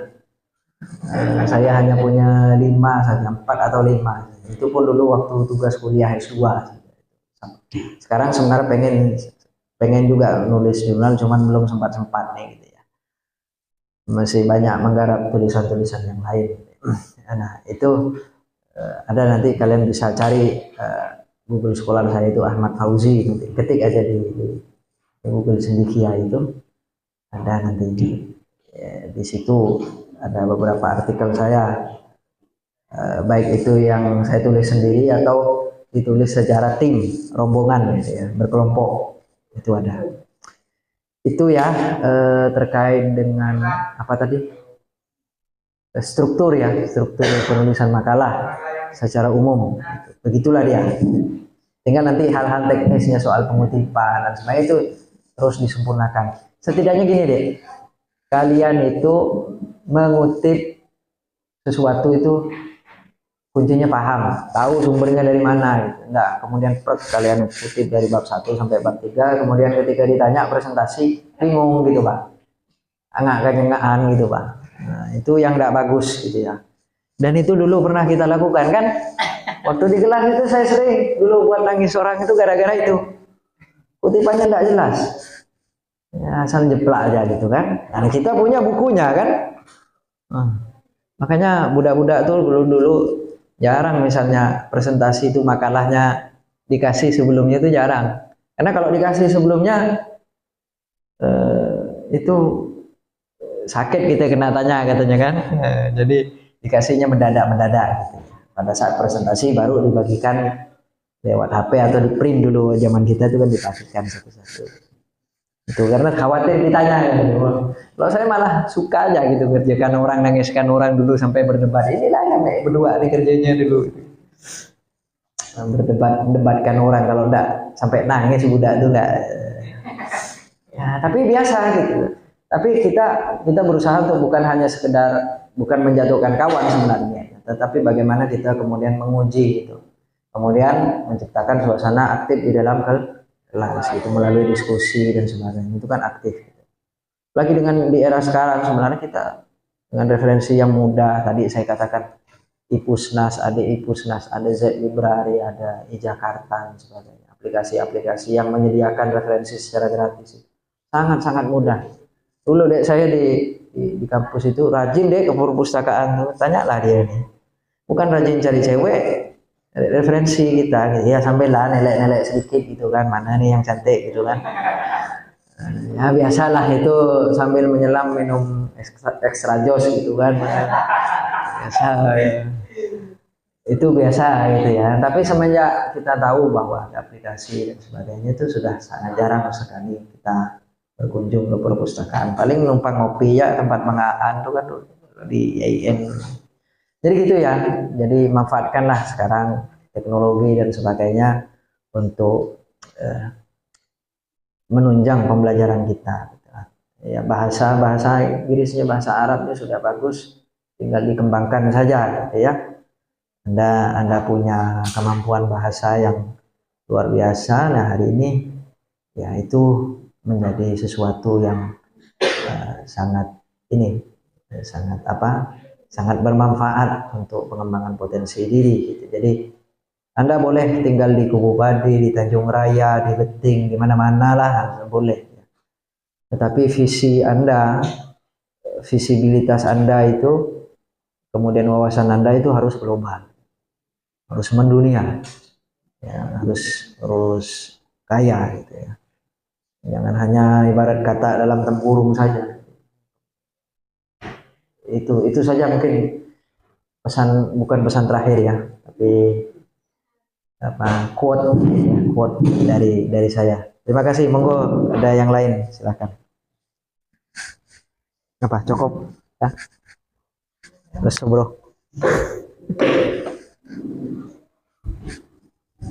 Semua.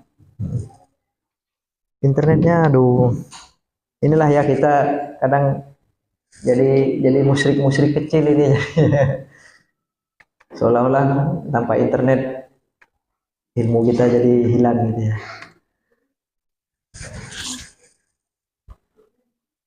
Tanpa gadget. Menjaga tadi pasti saya kengkain apa? Apa jam 10 kan apa neko WA kan? Hah? Ngomong. Ngomong tak bantah aja. Tetaplah ditengok tuh WA dulu. Alasannya nengok jam kan, jam berapa, tapi padahal alasannya nengok notif ini ada notif dari someone ya. Monggo yang lain. Ada. Lanjut. Sila ya, kita masih mungkin 10 menit lagi lah. Cuma tak tutup.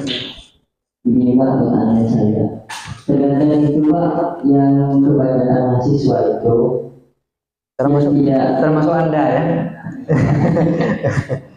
begitu. Terkadang yang tidak punya laptop itu Pak memakai yang Android Pak. Nah, namun di Android itu ada yang nama aplikasi yang sudah itu Pak, yang Word itu, PPT. Ya, WPP. Terkadang itu Pak kita mau buatnya di dalam itu ada benar kita membuatnya, ada tapi Ketika selesai itu di print, di print itu salah Pak. oh iya, settingannya berbeda. Ya, settingannya berbeda. Makanya kalau bisa sebelum di print itu diedit lagi di laptop, edit lagi, disesuaikan lagi dengan ketentuan misalnya marginnya. Sebenarnya walaupun di HP kayaknya bisa lah ngedit kayak gitu. Cuman memang beda ya, feel-nya itu beda ya, ngerti feel ya, rasa ya, rasanya beda gitu kalau kemudian kita membaca atau ngedit di HP, membuat catatan di HP atau membuat makalah di HP dengan di laptop. Saya kalau nulis yang agak berat kayak makalah apa segala macam tetap laptop saya. Kalau HP itu ya paling hanya catatan nulis di Facebook atau apa gitu kan. Selebihnya lebih banyak nulis di WA gitu.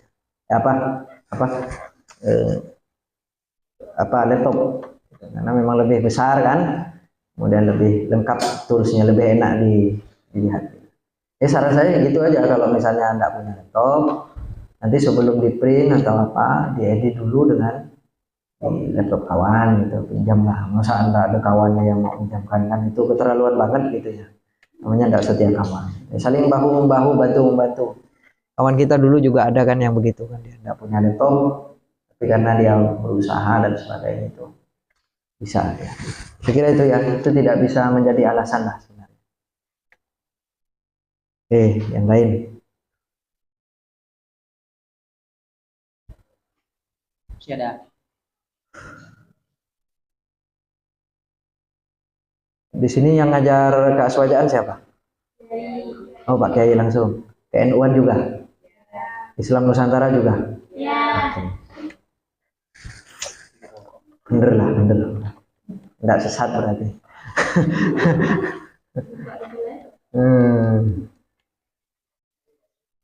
Ya. Saya dulu pernah ngajar ke Islam Nusantara, keaswajaan, KNU-an, tapi waktu di IMI Pusat. Terus saya masih belum lulus S2, masih kuliah gantikan Pak Rosadi. Kalau pengampu aslinya di pusat itu Pak Rosadi Jamani, senior PMI juga, dia YouTuber tuh, ahli YouTube, rajin juga nulis tapi tulisan lepas ya. Nah, itu boleh juga nanti diundang ke sini untuk menulis populer. Bagaimana caranya menulis tulisan populer, tulisan lepas gitu, opini-opini lepas. Itu juga ada ilmunya. Itu beliau ahli gitu, tulis. Beliau adalah ketua Satu Pena, satu organisasi yang menghimpun para penulis-penulis. Saya juga dimasukkan di situ juga sebagai pengurus Satu Pena. Di MUI juga beliau juga aktif, Komisi Informasi Komunikasi, beliau ketuanya, saya sekretarisnya. itu Bang Rosadi, itu ahli YouTube, cari aja di Google itu Rosadi Jamani, itu ketemu nanti. YouTube, TikTok juga ada dia. Oke ya, cukup. Bok macam lelapar kafe. Cukup ya. Nggak ada lagi. Tidak ada. Sudah. Jadi nanti ya, kalau mau langsung dikasih praktik. Saya pengennya sebenarnya, tapi saya lupa menyiapkan tema gitu ya. Apa? Kalian nulis makalah, temanya kita tentukan. Siapa tahu dari tulisan-tulisan kalian itu layak ya untuk kita jadikan entah buku atau apa kan. Itu bisa, tapi nanti saya coba rundingkan dulu dengan Korcap ini gimana baiknya gitu ya. Tapi yang penting gini, sekarang kuncinya sudah kalian dapat, tadi poin-poinnya sudah kalian dapat, tinggal nanti kuncinya itu kemudian kalian kembangkan, cari sendiri. Kalau butuh kunci-kunci tambahan ya nanti kita bisa diskusikan ya. Nomor saya bisa kalian save, silahkan. Tapi jangan curhat yang macam-macam ya. Saya tidak menerima curhat soal pasangan, soal ini. Pusing saya. Di TikTok itu sudah banyak yang kadang sampai minta telepon, Pak Ustadz izin telepon. Rupanya dia curhat soal hubungan rumah tangga, kampret. Saya bilang kan, kita belum pernah dicurhati yang begitu-begitu ya. Repot ini gitu. Tapi ya itu realitas media sosial kita hari ini gitu ya. Saya berusaha untuk mengisi ruang-ruang spiritual mereka itu gitu ya. Mungkin mereka tidak punya teman atau galau kesepian ya, timbang nyasar ke rawa-rawa ya, lebih baik nyasar ke kita, tidak apa-apa gitu kan.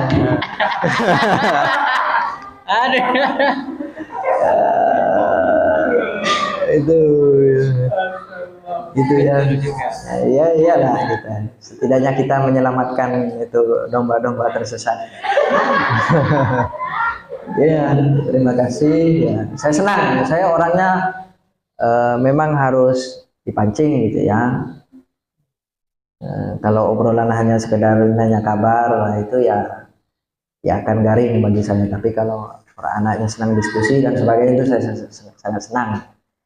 Selama saya masih bisa saya balas gitu ya. Insyaallah diskusi kita dan ya saya senang di profil saya kan ya, hobi saya salah satunya adalah membaca, diskusi gitu ya. Dan itu memang bukan hanya sekedar hobi ya, karena itu juga tradisi kita sebagai insan akademis, insan intelektual. Apalagi kalian mahasiswa itu setidaknya punya 3 tradisi ya: membaca, menulis, dan diskusi. Nah, diskusi, membaca, menulis bagi kalian adalah aktivis MII kan, meskipun mungkin ada yang belum di Mapaba. Ya, silakanlah itu ikuti proses-proses itu gitu ya. Dan sebagainya, itu mengembangkan potensi diri, karena ada hal-hal tertentu yang kadang mungkin di perkuliahan tidak kalian dapat, tapi di organisasi, di PMII, di NU itu bisa kalian dapatkan gitu, dengan berjejaring dan sebagainya. Banyak hal yang mungkin bisa kita bahas ke depan nanti. Saya sangat senang kawan-kawan nanti pengurus rayon di sini sudah ada rayon ya. Sudah dilantik belum ya? Ya sekedar diurus lah dan sebagainya. Buat kegiatan-kegiatan kreatif, ya, medianya juga harus aktif. Saya lihat Instagramnya juga bagus, karena saya ini selain pengangguran juga pengamat media sosial, jadi sering ada PMI itu biasanya minta pandangan ke saya soal media sosial dan sebagainya. Salah satu kita hari ini itu dikatakan eksis itu ya aktif di media sosial, termasuk hari ini kalau bisa diskusi kita, kalian buat VT yang bagus lah di TikTok, kita di Instagram, dibuat VT yang bagus, tag saya nanti 3 menit, yang gaul-gaul nggak apa-apa, nggak masalah, itu nanti di eksis gitu ya, dan sebagainya itu. ya tentu kalian lebih tahu lah dunia, karena itu dunia kalian gitu kan. Saya kemarin terakhir ngisi pelatihan literasi digital bersama teman-teman di MAN IC Ambas. Kemudian beberapa bulan lalu kita juga ngisi di MAN Landa. Itu juga sama, bagaimana kemudian memanfaatkan media sosial untuk kepentingan dakwah dan sebagainya. Itu boleh. Apalagi Nurul Amin ini kan lembaga besar ya, salah satu pondok yang cukup terkenal di Kalimantan Barat. Nah, ini medsosnya juga harus dibenahi kalau bisa. Jadi jangan hanya PMII-nya saja, kampusnya juga kalian harus ya dengan ide-ide kreatif kalian lah gitu. Terus medsos pondok kan mungkin ada di antara di sini yang masih statusnya masih santri gitu kan, terus sambil dibantu dengan kreativitas.